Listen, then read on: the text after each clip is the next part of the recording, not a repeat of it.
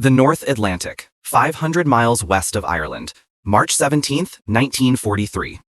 The sea is a thing of liquid iron, a heaving, slate-gray mass that merges with a sky of the same color.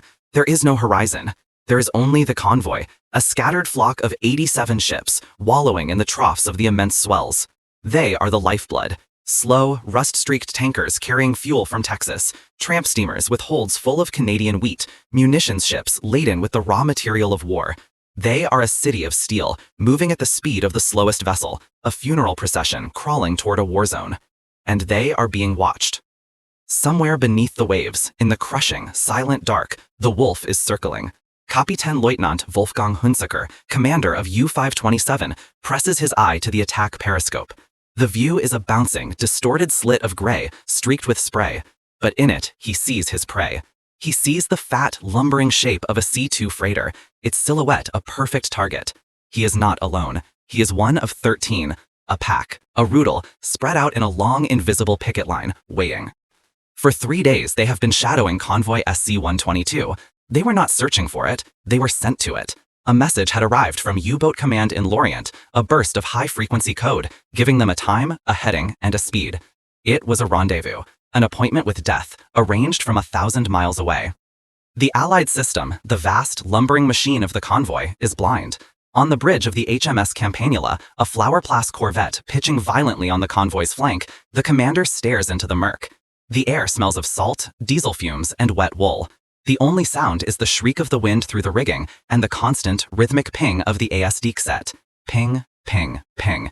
It is the sound of a man tapping a cane in a blizzard. It can detect a submarine, but only if it is already close, already underwater. It cannot see the pack gathering on the surface, miles away, their low profiles lost in the clutter of the waves. The established Allied solution is a cage of warships around the sheep. But the cage is too small, and the ocean is too large. The wolf pack does not attack the cage. It waits for the sheep to wander. Hunsaker gives the order. A whisper of compressed air, and the first eel is away. A silver trail of bubbles, a thin, straight line drawn across the chaos of the sea. It is a sentence, delivered at 40 knots. Aboard the freighter, a lookout sees it.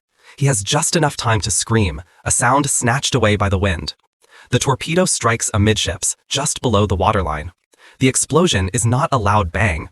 It is a deep, concussive whump, a giant's fist punching through the steel hull from below. The ship seems to lift out of the water, its back broken, and then it begins to settle. The klaxons start to wail, a sound of mechanical panic. Then the second torpedo hits, and the third, from another direction, another U-boat, firing from the other side of the convoy. The night erupts. Star shells burst overhead, casting a cold, chemical glare over the scene. The freighters are now just black shapes silhouetted against rising towers of flame. The destroyers and corvettes turn, chasing ghosts. They drop depth charges, great plumes of white water that erupt from the sea, but they are firing into an empty room. By the time the explosions come, the U-boats are already gone, diving deep, their electric motors a faint hum against the chaos above. This is the impossible problem. The German U-boat command, the Befehlshaber der U-Boote, seems to possess a god's-eye view of the Atlantic. They know the convoy's routes, their speeds, their destinations. It is not luck. It is not masterful reconnaissance. The losses are too consistent, the attacks too perfectly coordinated. The official doctrine within the Admiralty is that there is a leak. A traitor of the highest level, buried deep within the Allied command structure, feeding the wolf pack. The convoy system, the very strategy designed to save Britain, is becoming an execution list, delivering ships to their designated assassins with chilling precision. This is not the story of admirals moving fleets on a map. It is not the story of the codebreakers at Bletchley Park, brilliant as they were. This is the story of a secret that was not hidden in a radio signal or a spy's briefcase. It was a secret hidden in plain sight, in the most domestic, most overlooked, most feminine of acts. This is the story of how one woman, living in occupied Belgium, used a simple ball of yarn and a pair of knitting needles to record the movements of the entire German war machine. It is the story of how her knitting became a code, a weapon that would find its way to London and, stitch by stitch, help sink the hunters who were bleeding Britain to death.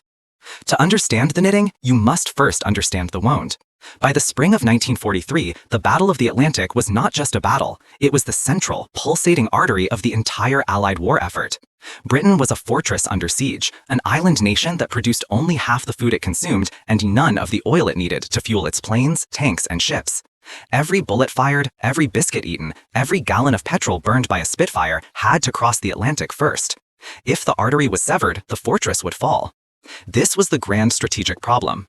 The German High Command, and Karl Dönitz, the architect of the U-boat fleet, understood this with absolute clarity. They did not need to invade Britain, they only needed to starve it, to isolate it, to cut the lifeline and let the island wither and die. The U-boat was not just a submarine, it was a tool of strangulation. The established Allied solution was the convoy. It was a brutal piece of arithmetic. Grouping hundreds of merchant ships together, surrounding them with a thin screen of overworked escort vessels, and sailing them in vast, slow-moving herds. The theory was safety in numbers. The reality was a concentration of targets. In the first years of the war, the system had been moderately successful, but now it was failing on a scale that threatened to bring about total collapse. The period known to German submariners as the happy time had returned. In a single month, March of 1943, Dönitz's wolf packs would sink over 100 Allied ships, 500,000 tons of cargo sent to the cold, dark bottom of the ocean. The shipyards in Britain and America were working miracles, but they could not build ships faster than the U-boats could sink them. The arithmetic had turned against the Allies. For every 2 ships that left New York, only 1 was reaching Liverpool. The failure was not in the ships or the men. It was in the intelligence. The Allies were fighting an enemy they could not see, an enemy who knew their every move. The Admiralty's submarine tracking room, a basement nerve center in London, was a place of mounting despair. The men and women there worked around the clock, pushing small wooden ship models across a vast map of the Atlantic. Too often, they were simply moving the models from the convoy lanes to the grim tally boards on the wall that listed the sunk and the missing. They had Ultra, the priceless decrypts of the German Enigma machine, but the Kriegsmarine's version of Enigma, the 4-rotor Shark cipher, was a far harder target than the codes used by the German Army or Air Force. Bletchley Park was fighting its own desperate battle to break it, but for long, agonizing stretches, they were blind. Even when they could read the signals, the information was often hours or days old, too late to reroute a convoy already steaming into a U-boat's path. This is where the institutional arrogance took hold. In the absence of a clear signals intelligence picture, the Admiralty fell back on what it knew: espionage. They became convinced that the Germans had a source, a human asset, an Allied officer or civil servant with access to the convoy routing plans. The Royal Navy's counterintelligence branch, Section 17M, began a frantic, paranoid mole hunt. They investigated dock workers, they vetted naval staff, they placed surveillance on anyone with access to the sailing schedules. They were looking for a person, a spy in a trench coat, passing secrets in a waterfront pub. It was a problem they understood, a problem from the textbooks of the last war. They dismissed the alternative. A few voices, mainly from the scientific sections and the operational research teams, suggested the problem might be technological. They pointed to the uncanny ability of German reconnaissance planes, the long-range Focke-Wulf Condors, to find the convoys in the vast emptiness of the ocean. They wondered about advances in German radio direction finding. These theories were considered secondary. They were abstract, technical, and less compelling than the satisfying, cinematic drama of a high-level trader. The system was more comfortable with a human betrayal than a technological disadvantage. They were looking for Judas, not for a better mousetrap. The ticking clock was the build-up for the invasion of Europe. In the corridors of power in Washington and London, the plans were being drawn up for Operation Overlord, the grand, decisive stroke that would land Allied armies back on the continent. But an invasion force of that scale required a staggering amount of material. It required hundreds of thousands of men, tens of thousands of vehicles, and millions of tons of supplies, all of which had to be transported across the U-boat-infested waters of the Atlantic. The losses of early 1943 were not just threatening Britain's survival, they were making the liberation of Europe a logistical impossibility. Every tanker that went down was a squadron of Sherman tanks that would not land on a beach. Every cargo ship lost was a regiment of soldiers who would not have the ammunition they needed. The entire Allied strategy rested on winning the Battle of the Atlantic, and winning it quickly. If the U-boat could not be defeated, there would be no second front, there would be no D-Day. The war could drag on for years, or be lost entirely. The weight of this knowledge pressed down on every man in the submarine tracking room. They were not just counting lost ships, they were counting the diminishing chances of ultimate victory. The system was failing because it was looking in the wrong place. The Admiralty's mole hunt was a frantic chase after a phantom.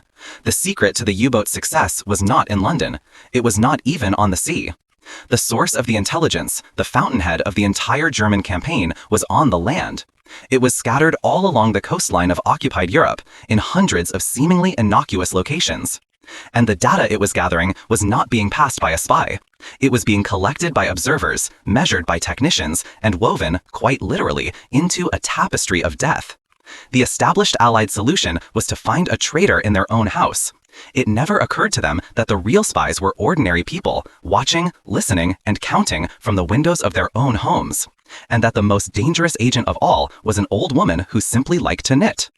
The woman who would become the Admiralty's most unlikely weapon was named Adrienne Gex. She was not a spy. She was a 58-year-old widow who, before the war, had been the headmistress of a small primary school in the town of Reims, a quiet Belgian village nestled near the French border. She was a creature of routine and quiet dignity, a woman of straight-backed posture, of hair pulled into a severe gray bun, of hands that were never idle. She was known for her prize-winning roses, her unwavering Catholic faith, and the crisp, starched precision of her lace collars. She was, in every sense of the word, invisible. The German occupation forces who patrolled the town saw her as part of the architecture, a harmless, dour relic of a bygone era. They would see her sitting on the small bench in her front garden, her fingers a blur of motion with her knitting needles, and they would nod, sometimes even smile. She was the perfect picture of benign, conquered domesticity. This was her camouflage, an armor of perceived irrelevance. While the younger, hotter-headed men of the village were forming resistance cells, talking of dynamite and assassinations, Adrienne Gex was watching. Her house sat 50 yards from the main railway line, the steel artery that connected the industrial heart of Germany to the great U-boat pens on the French Atlantic coast, the concrete leviathans of Lorient and Saint-Nazaire. And so she sat, and she watched, and she counted. Her eureka moment was not a flash of inspiration. It was the slow, methodical conclusion of a mind trained for 40 years to observe the patterns of children. She saw the war not as a series of battles, but as a problem of logistics. It was a vast, hungry machine that had to be fed. And the food for that machine rolled past her front gate every single day. At first, it was simple counting. 10 trains a day heading west, 8 heading east. But then the headmistress in her took over. She began to classify. She noted the difference between the closed boxcars of general supplies and the long flatbed wagons. She learned to recognize the silhouettes of the cargo under the tarpaulins, the unmistakable curved sections of a U-boat pressure hull, the long, menacing tubes of torpedoes in their transport cradles, the cylindrical tanker cars carrying diesel fuel. She began to keep a logbook, a child's school exercise book, filling its pages with her neat, disciplined script. She recorded times, dates, wagon types, and directions. She was part of a local resistance network, a small circuit of patriots who called themselves the Mark Group. They were brave, but they were amateurs. Their leader was the local butcher, a man of great courage but little subtlety. They gathered information, scraps of gossip about German troop movements, the location of an anti-aircraft battery. Their intelligence was passed by hand, on scraps of paper, through a long, slow chain of couriers that eventually, hopefully, reached London. Adrienne brought her logbook to one of their meetings, held in the cold back room of the butcher shop, the air thick with the smell of sawdust and raw meat. She laid out her findings, explaining with the patient clarity of a schoolteacher the patterns she had observed. She could, she explained, predict with reasonable accuracy when a new U-boat was nearing completion or when a damaged one was returning to service. The flow of specific components was as predictable as a tide. They listened politely.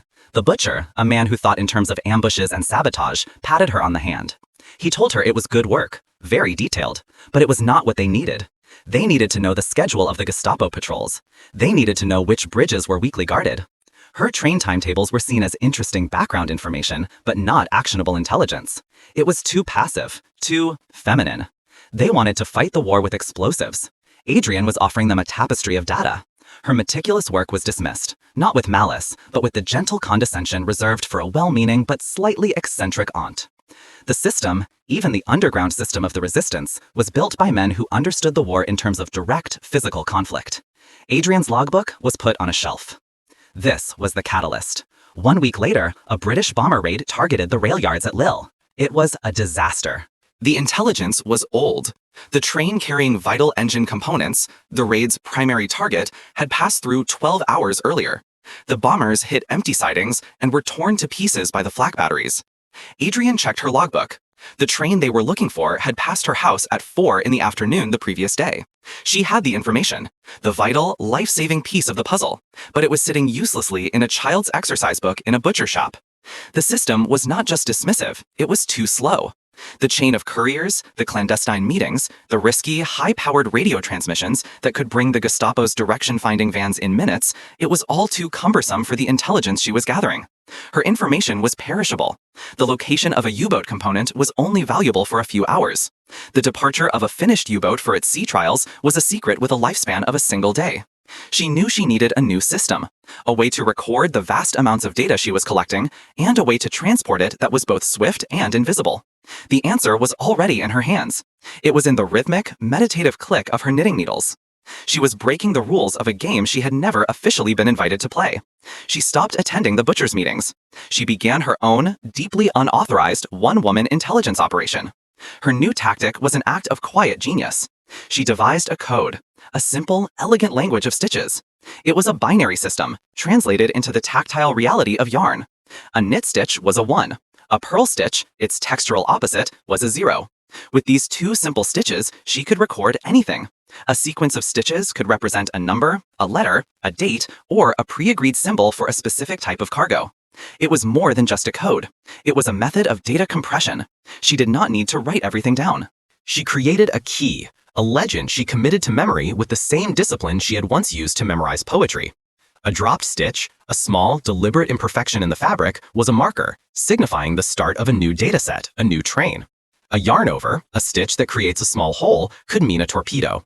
A change in the color of the yarn was the most significant signal of all. A shift from green to gray yarn could mean a specific Type 7 U-boat had left the yards and was heading for the sea. The length of that gray section of knitting would indicate the date. 10 rows of gray meant it had departed on the 10th of the month. The finished product was a masterpiece of clandestine art. A child's jumper, a thick winter scarf, a pair of socks. To the casual eye, they were simple, rustic garments, perhaps a little clumsy in their patterning. To the initiated, they were dense, detailed intelligence reports. A single scarf could contain the entire logistical schedule of the Lorient U-boat pens for a week. It could be worn in public, folded in a market basket, or mailed in a parcel. It was a secret that could hide in the cold light of day. This was her unauthorized test. It was a gamble on the slowness and arrogance of her enemy. The Germans searched for radios, for hidden papers, for weapons. They did not search for knitting. The moment of truth came in the winter of 1942. The local priest, a man she trusted, was arranging for a small group of children to be evacuated to what was hoped would be the relative safety of a convent in non-occupied France. Among them was a 10-year-old boy named Jean, the son of a neighbor. Adrienne spent a week knitting him a long, thick woolen scarf. It was a garish thing of mismatched colors, the kind of clumsy, loving gift an old woman might make. The border was a complex pattern of seemingly random holes and bumps. Embedded in that scarf was the complete transit schedule for 3 newly commissioned U-boats she had observed being moved in sections to the coast over the preceding month. She had noted the hull numbers painted on the conning towers as they passed: U-257, U-615, U-402. The scarf's pattern detailed their final assembly, the arrival of their torpedoes, and, from the reports of a railwayman she had cultivated as a source, their departure dates for sea trials. The boy, Jean, knew nothing. He was just a child, happy to have a warm scarf for his journey. He wore it wrapped twice around his neck as he boarded the train. He passed through 2 German checkpoints. At one, a soldier, a young man who was perhaps reminded of his own grandmother, smiled and adjusted the scarf for the boy, tucking the end into his coat. The secret, the death warrant for 3 submarines and over 150 German sailors, was literally under his hand, and he felt nothing but wool. The scarf reached the convent. A nun, another link in a chain Adrienne had painstakingly assembled, unraveled the first few inches of the border. The coded message was transcribed onto a piece of paper, reduced to a string of numbers, and passed to a contact from a British-run intelligence circuit. From there, it made its way by courier to neutral Spain, and then by diplomatic bag to London. In the Admiralty's submarine tracking room, the message arrived as a flimsy sheet of paper, a raw piece of human intelligence from an unverified source in Belgium. It was a whisper, a rumor. But the men in the tracking room were drowning. They were losing the war. They would cling to any piece of driftwood. The information was pinned to the map board. The 3 U-boat numbers were circled in red. They were ghosts, known to exist from shipyard reports, but their operational status was a mystery. Adrienne's knitting stated they were now at sea. For days, nothing happened. The pins remained on the board, a question mark in the vast blue expanse of the Atlantic map. The mole hunt continued. The institutional machinery ground on. Then came the report. A Coastal Command B-24 Liberator on a routine anti-submarine patrol 100 miles north of the Azores had made a radar contact. It had dropped out of the low clouds to find a U-boat on the surface, charging its batteries. The attack was swift, a textbook delivery of depth charges that bracketed the submarine, broke its back, and sent it to the bottom in less than a minute. The U-boat was U-615. It was a single kill, a small victory in a losing war. But for the analysts in the submarine tracking room, it was a thunderclap. The kill had happened in a sector of the Atlantic they had considered empty. But it was exactly where a new U-boat on its first patrol, following a standard transit route from the Bay of Biscay, would have been. The knitting was right. 2 weeks later, U-402 was caught and sunk by a British B-17 bomber. 10 days after that, U-257 was hunted down and destroyed by a Royal Navy frigate. The pattern was no longer a coincidence. It was proof. The "it works" moment was not a single event, but 3 cold, hard facts plotted on a map. An old woman's knitting, passed on by a 10-year-old boy, had reached across 1,000 miles of occupied territory and open ocean, and had guided the bombers to their prey with lethal, uncanny precision. The system had found its weapon. It was not a new technology. It was not a brilliant codebreaker.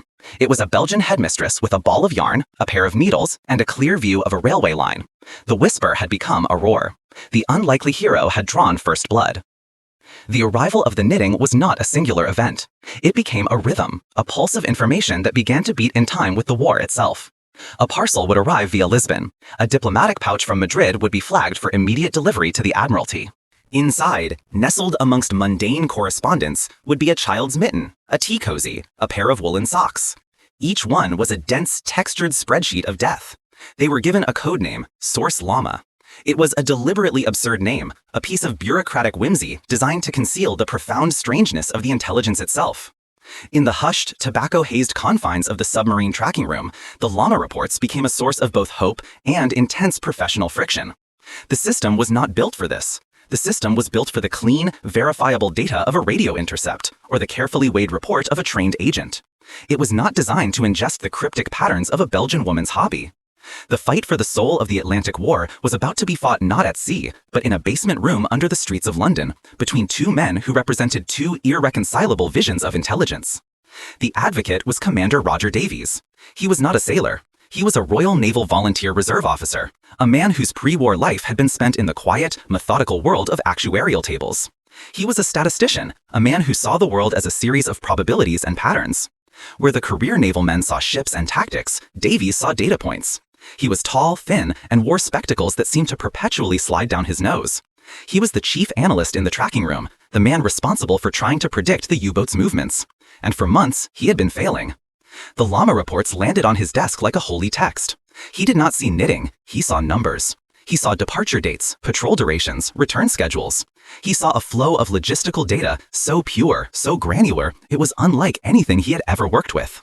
He began to map it, to correlate the arrival of a scarf predicting the departure of U-527 with the eventual ultra-decrypt that confirmed it was at sea, days later.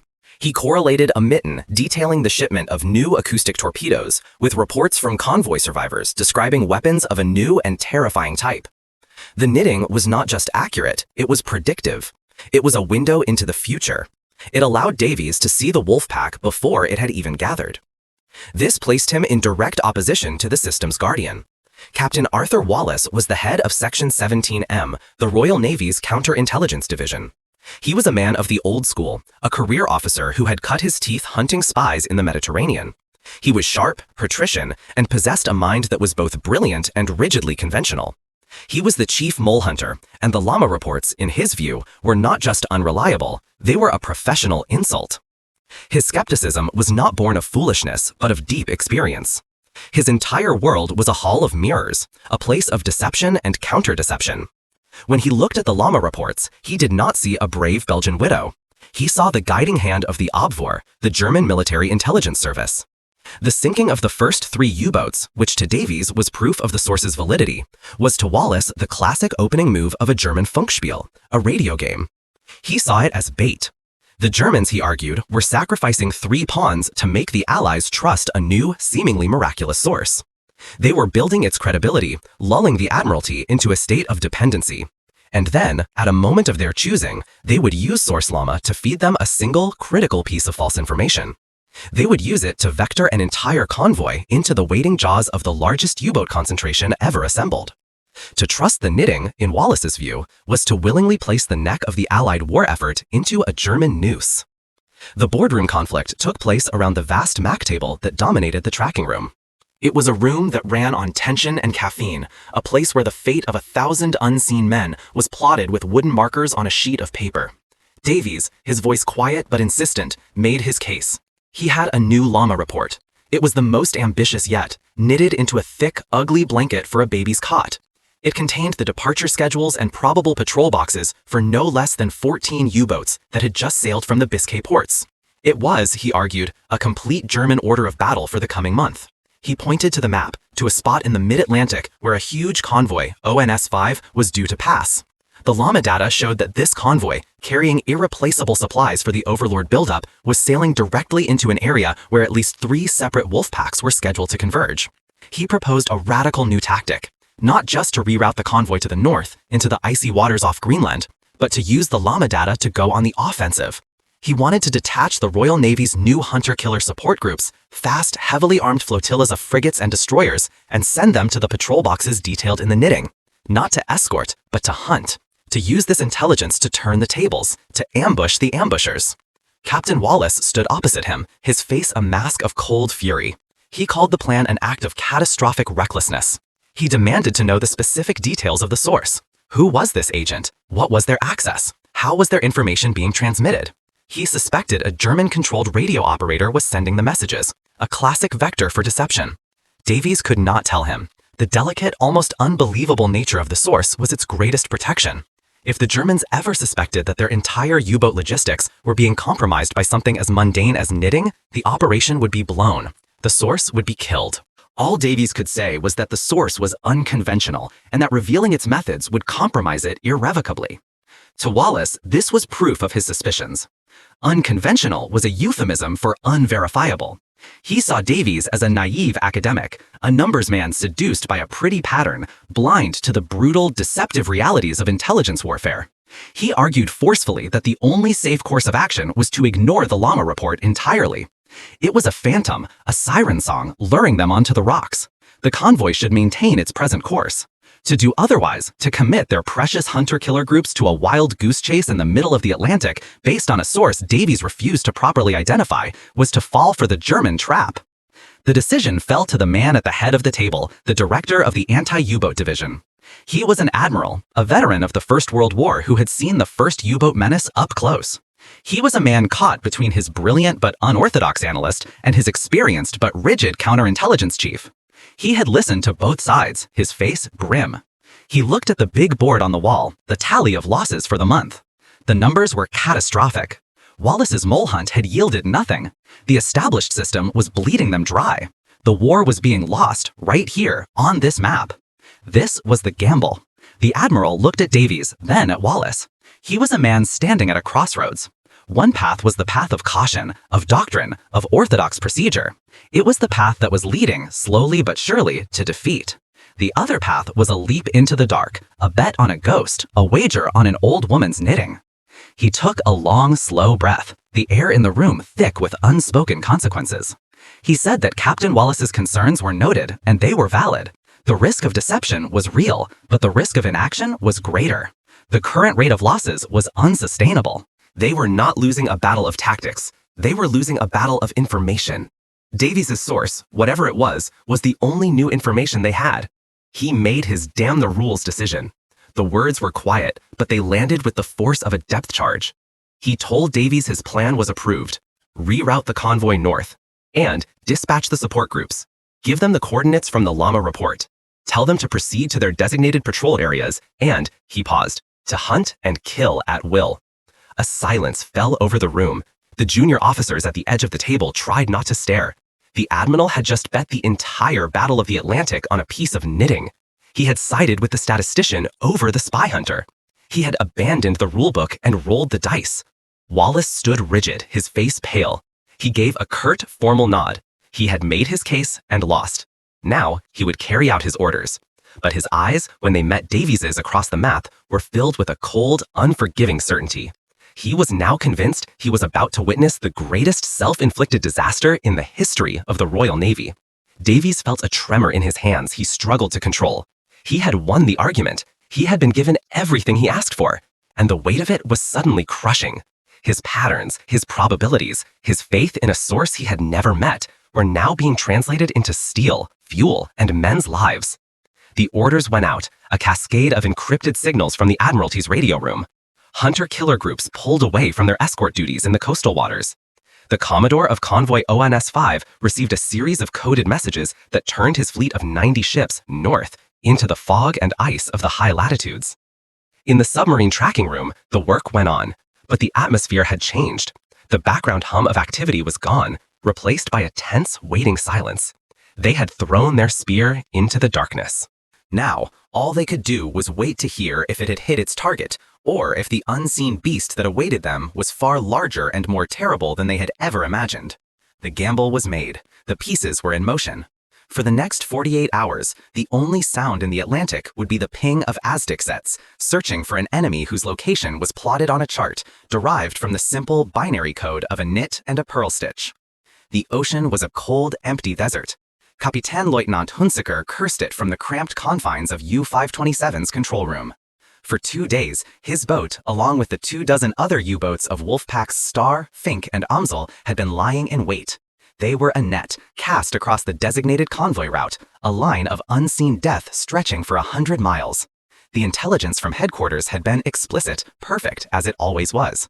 Convoy ONS-5, 90 ships strong, would sail directly into their path at 800 hours on the third day. It was now noon on the third day. The hydrophones heard nothing but the groan of the sea and the distant song of whales. Hunsaker was a predator, and a predator denied his prey grows restless, angry. His confidence in the omniscience of high command was absolute, a pillar of his fighting faith. But that faith was now being eroded by the sheer, overwhelming emptiness of the sea. The air in the submarine was thick with the smell of unwashed bodies, diesel oil, and stale cabbage, but the thickest smell of all was the odor of anticlimax. His watch officer reported the same thing for the 20th time. Nothing, Herr Callot, nothing on the surface, nothing below. This was the arrogant advance, grinding to a confused halt. The perfect system had delivered the wolves to the killing ground, but it had failed to deliver the sheep. Hunsaker made a decision that went against every instinct, against the strict doctrines of radio silence. He ordered the boat to the surface. They broke through the waves into a world of driving sleet and immense gray swells. The wind screamed. He had to know. He ordered his radio operator to send a short, coded query to headquarters. Where was the convoy? The answer, when it came an hour later, was a masterpiece of bewildered command. The convoy was not lost. It was gone. It had vanished from their intelligence picture 24 hours earlier. The wolf packs were to hold their positions and expand their search pattern. Hold their positions. Hunsaker stared at the churning sea. They were hunters, exposed on the surface in the middle of the day, in the middle of a trap that had no bait. He felt a sudden, cold prickle of unease. The ocean did not feel empty anymore. It felt like it was watching him. 200 miles to the south, the captain of the HMS Starling felt the same unease, but for different reasons. He was Commander Johnny Walker, a man whose placid, almost gentle demeanor concealed a mind of cold, predatory genius. He was the commander of the 2nd Support Group, a flotilla of 6 new-model sloops and frigates, the sharpest teeth the Royal Navy possessed. And for 36 hours, he had been following the most bizarre orders of his career. He had been sent at flank speed to a set of coordinates in the middle of nowhere, with the simple instruction to patrol a 50-mile box and engage any submarine contacts. There was no convoy to protect. There was no known U-boat activity in the area. He was a sheepdog sent to guard an empty field. His men were tense, their professional instincts screaming that this was a waste of fuel, a fool's errand. But Walker had a faith that superseded his own tactical instincts. He had faith in the quiet, bespectacled men in the Admiralty's basement, and so he patrolled. His ships swept back and forth, a line of hunters in a gray wilderness, their Estic sets pinging into the deep, their new Type 271 radar sets sweeping the surface. The new, unlikely tactic was now in action. It was a war of ghosts and whispers, fought with slide rules and yarn, now being translated into the hard reality of steel and high explosives. The knitting had drawn a treasure map, and Walker's ships were the spades, sent to dig at the spot marked X. The first contact was a ghost, A faint, intermittent echo on the radar of HMS Wildgoose. A flicker, there and gone, lost in the sea clutter. The operator almost dismissed it, but the orders were absolute: investigate every shadow. The frigate turned, accelerating, its bow slicing through the heavy waves. 10 minutes later, the Aztec operator, his ears pressed to his headset, his face a mask of concentration, stiffened.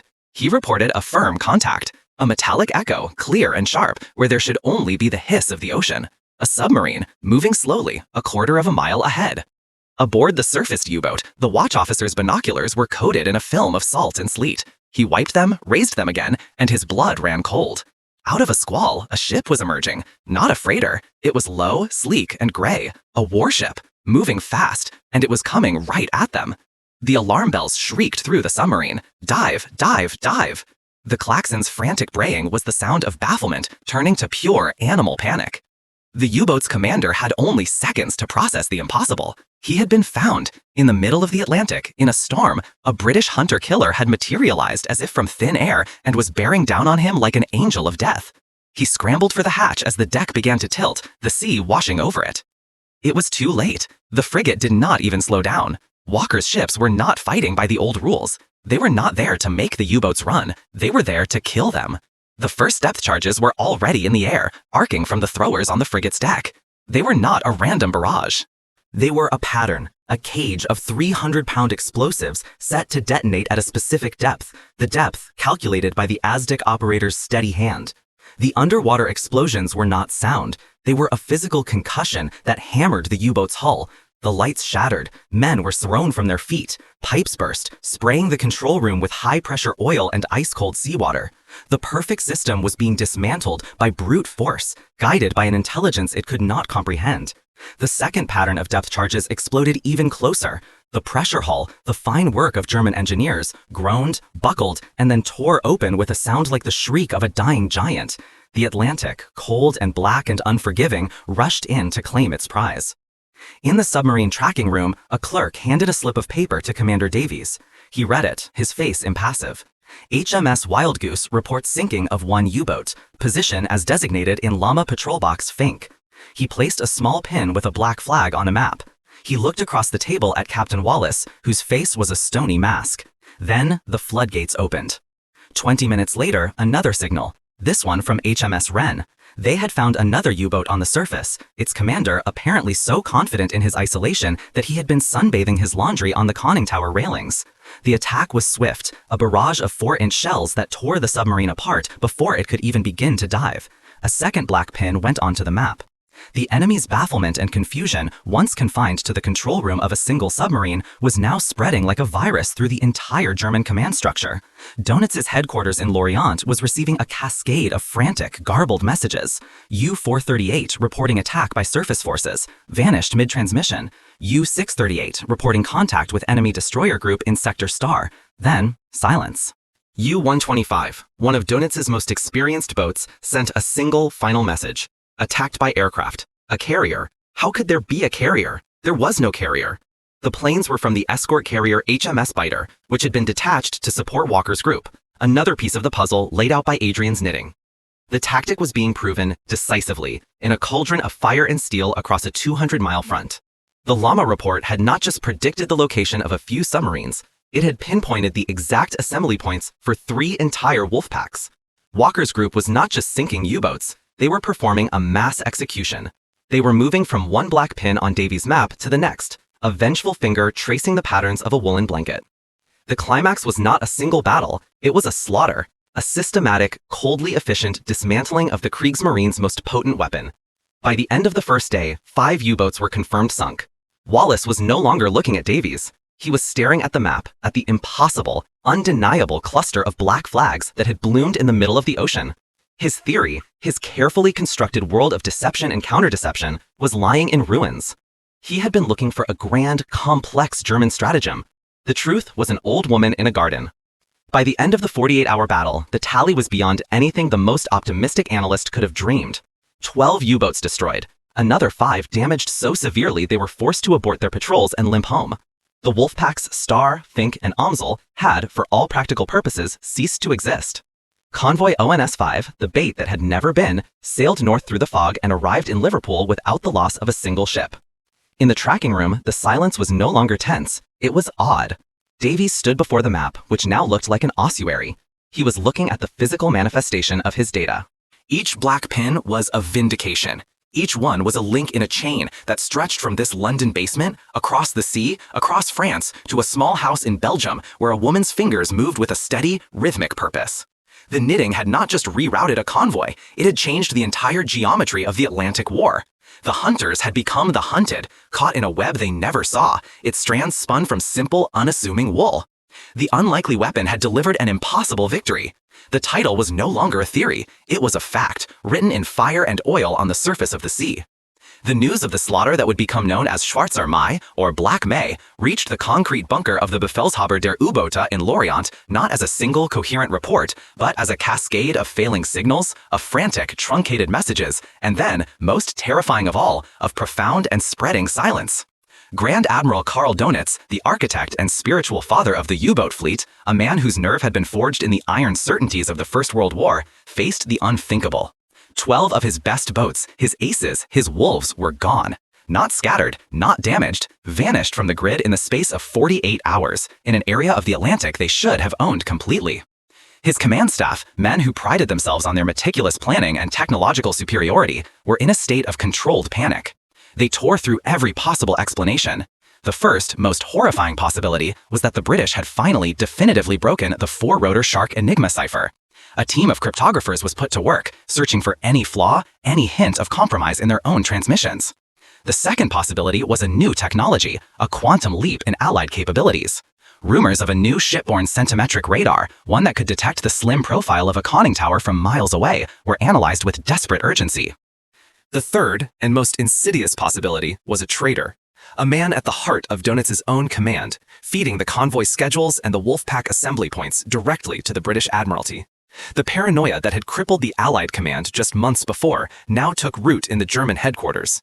Men looked at their colleagues with suspicion. Every secure telephone line, every courier was suddenly a potential vector of betrayal. The enemy's reaction was a frantic search for a complex answer to a simple truth they could never have conceived.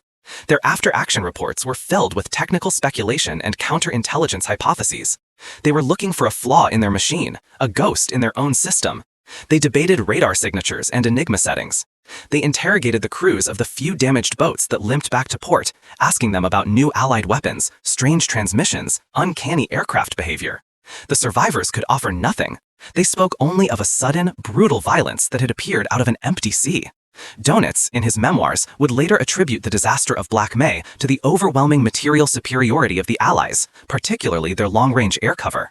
It was an explanation his mind could accept, a logical, military reason for a military defeat. The truth that the entire catastrophe had been orchestrated by an old woman with a pair of knitting needles was a reality so far beyond the scope of his imagination, so profoundly insulting to the industrial and intellectual might of his war machine, that it was not even in the universe of possibilities. They were looking for a thunderbolt from Zeus. They never thought to look for the worm in the apple. When the war finally ended, the trains that rumbled past Adrian Geckes's house changed their cargo. The flatbed wagons no longer carried the sleek, gray sections of submarine hulls. They carried prefabricated panels for rebuilding houses, sacks of cement, and steel girders. The sounds of war were replaced by the sounds of reconstruction. Adrian, who had received a quiet, unsigned letter of immense gratitude from a contact in the new Belgian government, a letter she promptly burned in her fireplace, went back to her old life. She was a headmistress again. She taught children how to read, how to write, how to add and subtract. The discipline and meticulous attention to detail that had made her such a devastating intelligence analyst were now once again focused on the proper formation of letters in a child's exercise book. Her neighbors, the people of Rooms, saw her as they had always seen her. A pillar of the community, a stern but fair woman, a little eccentric perhaps, but a fixed point in a world that had been torn from its moorings. They knew she had been part of the resistance. Everyone had been, in their own way. They assumed her contribution had been small, local, something to do with passing messages for the Butchers Group.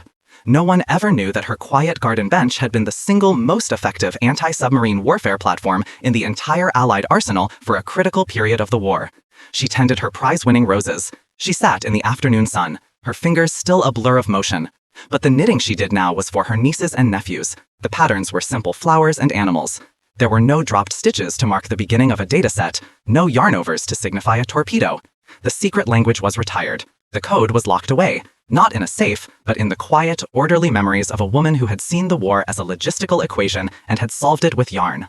Her quiet life after the war was her greatest camouflage, the final, perfect act of hiding in plain sight. The moral of Adrian's knitting is not that the pen is mightier than the sword, or even that the knitting needle is deadlier than the torpedo. It is a story about the terminal danger of a closed mind. It is a lesson in the institutional arrogance that believes a problem can only be solved by the tools it already possesses. The German war machine was a marvel of technological and organizational genius. Its failure was a failure of imagination. They could not imagine a vulnerability that was not itself technological or organizational. Their intricate system of ciphers and signals was designed to protect them from a mirror image of themselves. It was utterly defenseless against an attack that came from outside its entire conceptual framework. The same failure almost crippled the Allies. The world of Captain Wallace, the world of orthodox intelligence, was so committed to its own doctrines, to the hunt for the conventional spy and the decipherable code, that it was nearly deaf to the whisper of a truly original idea. The system was designed to listen for radio transmissions, not for the gossip of a railwayman passed over a garden fence. It was designed to trust uniformed agents, not old women in occupied territory. The victory that turned the tide in the Atlantic was won not because of the system, but in spite of it. It was won because one analyst, Roger Davies, was desperate enough to listen to a story that sounded like a fairy tale, and one admiral was brave enough to gamble the entire war on the belief that it might be true. The knitting code worked because it was absurd. Its power was drawn from its perceived weakness, its genius from its profound and deceptive simplicity. It proved that the most effective weapon in any war is the ability to see the world as your enemy cannot. And this is the full circle. The unauthorized, unbelievable idea did not just win a battle, it changed the rules of the game. In the quiet, post-war reorganizations of Allied intelligence, the lessons of Source Llama and other unconventional operations were slowly, painstakingly absorbed. The great revelation was that the most valuable intelligence does not always come from stealing the enemy's master plan. It comes from understanding their daily routine. It comes from the meticulous, patient observation of the mundane, the things that are so commonplace they become invisible. The shipping manifests, the railway timetables, the fuel consumption rates, the factory production schedules. The war, they learned, is not just won in the battles. It is won in the logistics. The legacy of Adrian Gex is not a specific code to be taught at spy schools. It is a philosophy that champions the power of hyper-local, on-the-ground human intelligence. It is the understanding that the most valuable asset in an occupied territory is not necessarily the trained commando, but the person who has lived there for 50 years. The person who can feel a change in the rhythm of the streets, who notices a new kind of wagon on the 415 train, who can sense the subtle shifts in the pattern of life that signal a larger strategic move. The woman on the ground, the man in the factory, the farmer in the field, they often know best, because their world is made of the very details that the general's maps leave out.